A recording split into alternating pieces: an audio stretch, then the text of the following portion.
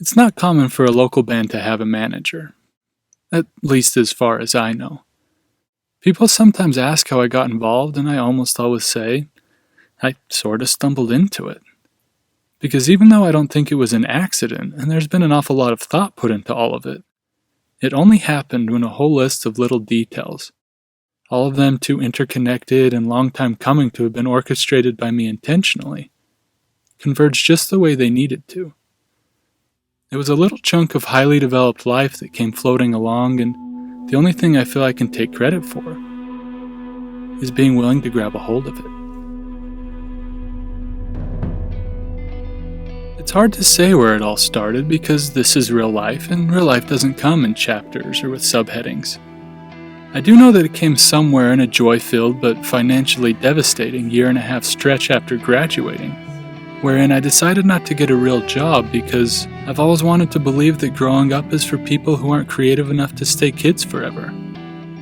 The band asked me to help them make a video to raise money for their album, and I said yes. Brady had helped me by playing at a fundraiser for a short film I directed earlier in the year, so I owed him. Plus, I liked his music, and it seemed like a good way to get my foot in the door to the music scene, which I hoped might lead to other opportunities later on. And it did lead to other opportunities, but I had no idea that they would divide and multiply and grow exponentially and fill up hour after hour and keep me up late into many nights, and that a year later I would be almost wholly consumed by the task of booking shows, building a website, fielding emails, reaching out to blogs and magazines, running a host of social media outlets, producing music videos, building custom props, painting big stage backdrops, coordinating the schedules of band members that are still in school and have part-time jobs, hiring graphic designers or doing it ourselves, arranging interviews, and then also a whole bunch of other little things that are odd but somehow fit into the unpaid work of managing a band that started out local but seems ready to shake that title soon. Let's find ourselves a hot air balloon and sail away. The truth is that it's all a giant mess and it stresses me out. There have been a handful of moments in this year that I have been just at the edge of stopping, of giving up, of walking away. Why am I doing this, I wonder? Sometimes I even say it out loud, usually after exhaling long, slow, deep, and melodramatic. Why am I doing this?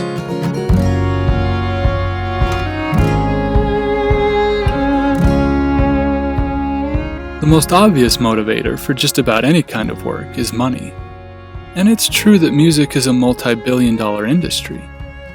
But for every platinum album and sold-out world tour, there are thousands of musicians and bands that are out there passing out flyers, recording albums with borrowed money, and renting old vans and trailers to travel around the country for gigs in backyards, high schools, and empty bars.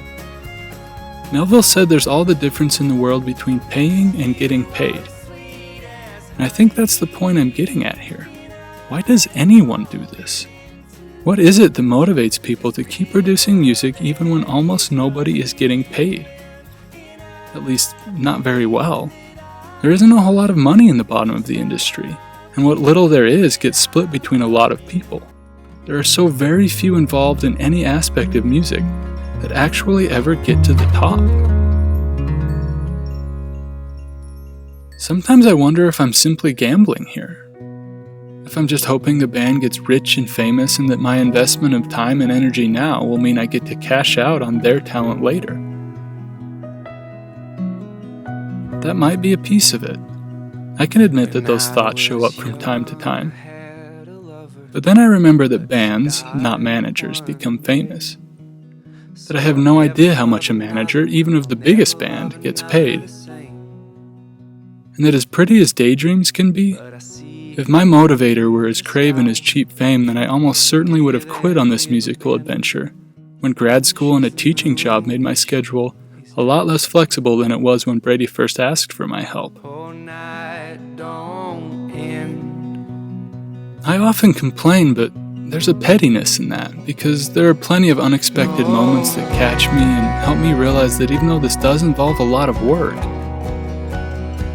some of that work is really pretty cool. I was a fan first and still am. I don't have any musical talent. I can't make any music of my own. But I love music. And now I have a weird sort of backstage pass to everything. The recording studio, the practice sessions, the tours, the interviews, the music videos, the live shows, even the songwriting. I like seeing all of this stuff. I always wondered what went on backstage, or what a producer actually does in the studio, or how writing a song was different from writing a story. It's fascinating to experience all of this, and it quite honestly never occurred to me as a possibility that I might. I'm also fueled by all of the people that have joined in right alongside me.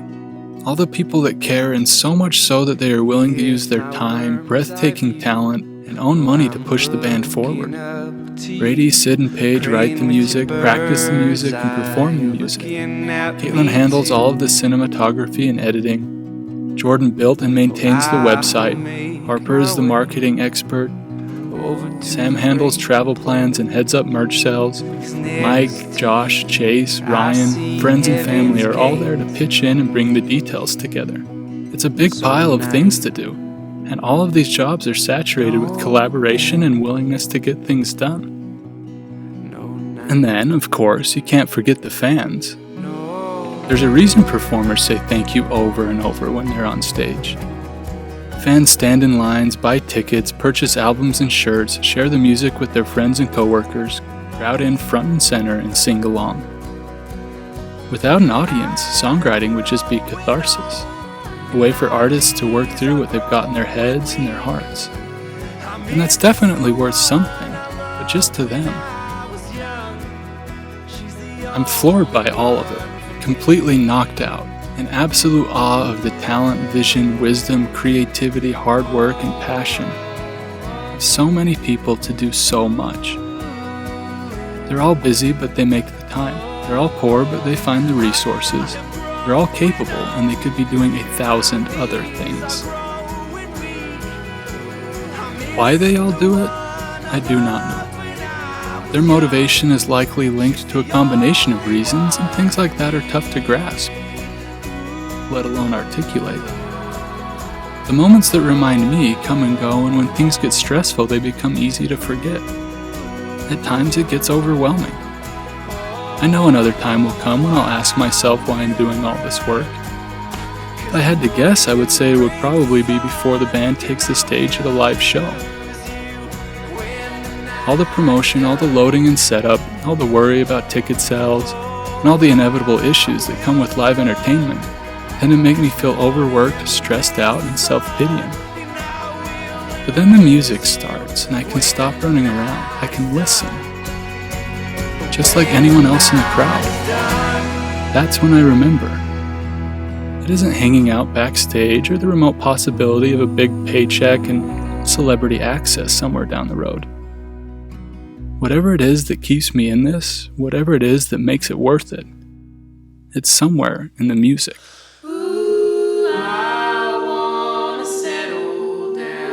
The set list isn't always the same, and the songs come at me differently each time anyway. One night it could be Bird's Eye that reminds me because the song is beautiful and sad, but hopeful somehow at the same time. It could be Hot Air Balloon because Paige plucks her violin and it's spunky, and Sid taps out the same melody on the keys, and the whole thing is light and friendly, and the idea of riding in a hot air balloon is nice. You are as sweet as honey. But what usually does the trick, what usually keeps me from being completely self-absorbed and ungrateful for being in over my head managing this band, is Ghosts. Because the first time I heard it was during a cold, long, lonely winter, wherein I was struggling desperately to leave my own ghosts behind. I was born. And the song turned into a hopeful oral medication that I took daily, and I do believe that it helped me push to a place that I might have reached otherwise, but certainly not as quickly. And even though I'm past that now, the song still pulls me in, calms me down, and pushes me forward. I thought that she was the one. I don't know if anyone else out there has this type of relationship with Ghosts or any other song on the album. But I'm sure the music means something to more than just myself, because I see it in their faces, in the way they move and sing as if it was their own song from the very start. There's something in the music, something with actual force and staying power, something that changes things in the real world and brings people together with stomping, singing, clapping, and big terrific smiles. I'm not sure what it is exactly, but it's somewhere in the music.